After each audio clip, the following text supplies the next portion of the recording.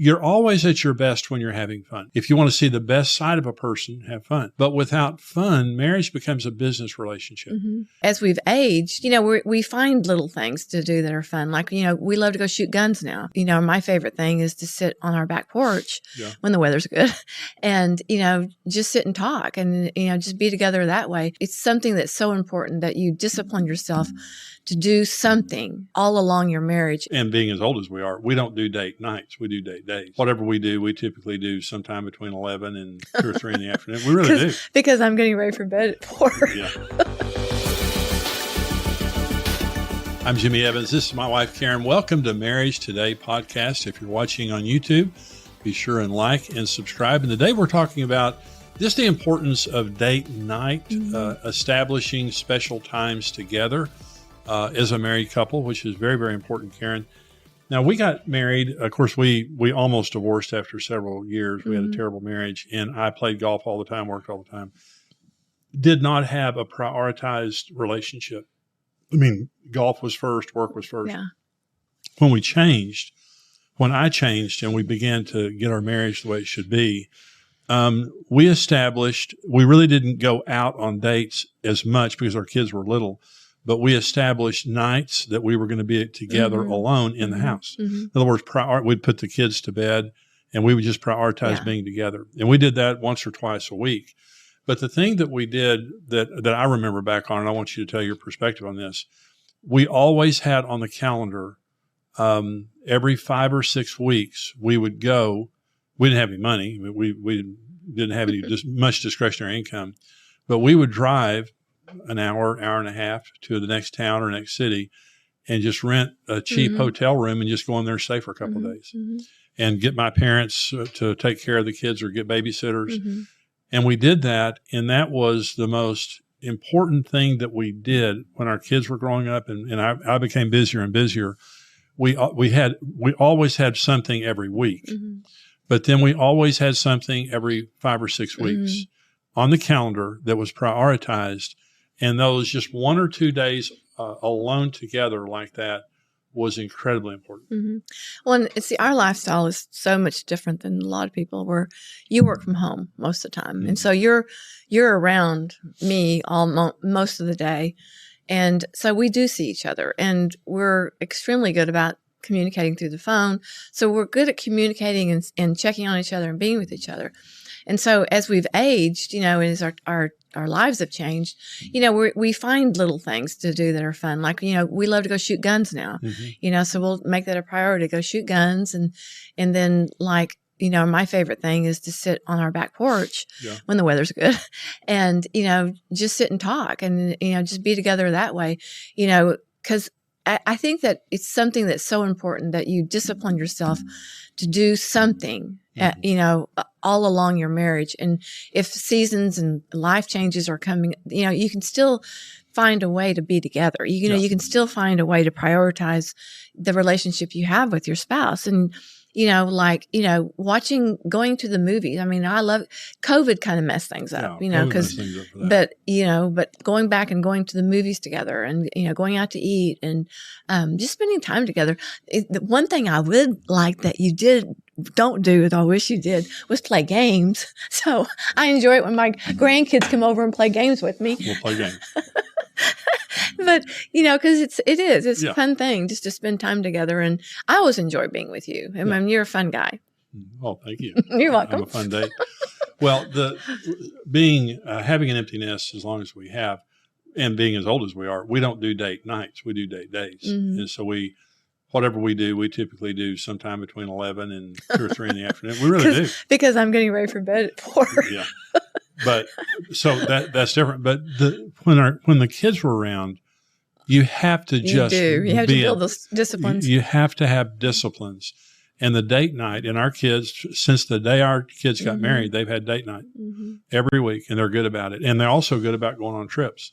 And one of the reasons you and I didn't do as many date nights because being a pastor and knowing so many people know you, every time we go out to eat, it was just like being bombarded by people wanting to talk to you. Yeah. So we had to spend more time at home. Because I remember how many romantic dinners I made, where I would set the table. The kids would be at your parents or something. And, I'd make romantic dinners, and we'd hang out and talk by the fire or whatever, So, you know what makes a good relationship. Everybody does.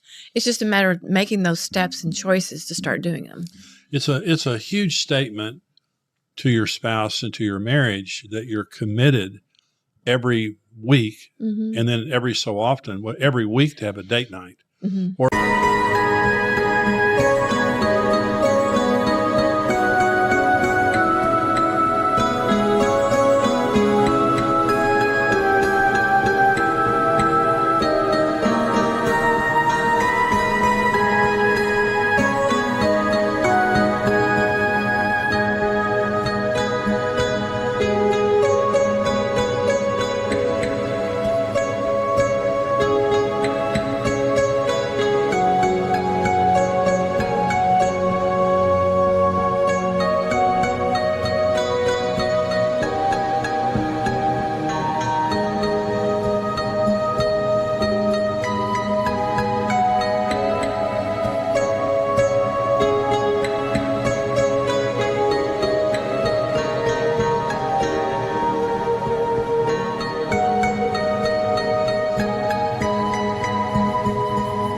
a special encounter together, something you enjoy doing. You're always at your best when you're having fun. Always. People are at their best when they're having fun. If you want to see the best side of a person, have fun. But without fun, marriage becomes a business relationship. And if you don't have something on your calendar, God created marriage in a place called Eden. Eden means pleasure and delight. God created marriage to be a place of pleasure and delight. When you see your spouse, you should equate your spouse with pleasure and delight. And I really enjoy being with you. Well, if all you're doing is raising kids and working and managing a household, you lose the pleasure and delight. And so it's very important. Just the question is, what do you enjoy doing? And sometimes it's not like, what do I enjoy doing? It's, what do you enjoy doing? Because you may want to go do this, and we end up going to do this. The shooting guns we both enjoy, the movies we both enjoy. But you sit down and you decide what you both enjoy, and you do it regularly. And that's how you establish the priority of your marriage. And that's how you meet each other's needs. It's very important. One of the things that we talk about every so often is, are you okay? Yeah. Okay. And when I say, are you okay? What that means is there something, is there an unmet need in your life? Is there something I'm not doing? And what I want to hear you say is, I'm fine. Okay. Well, I heard a pastor one time when we first got married. He said, every man needs to sit down with his wife and say to his wife, tell me what's wrong with me and I won't defend myself. And I thought, that's the stupidest man I've ever heard in my life. Because if I ask you, you'd tell me. Well, the point being is, if you're threatened by asking your spouse, are you okay? That means you're really not committed to meeting their needs. And so I'm committed to meeting your needs. You're committed to meeting my needs. And part of that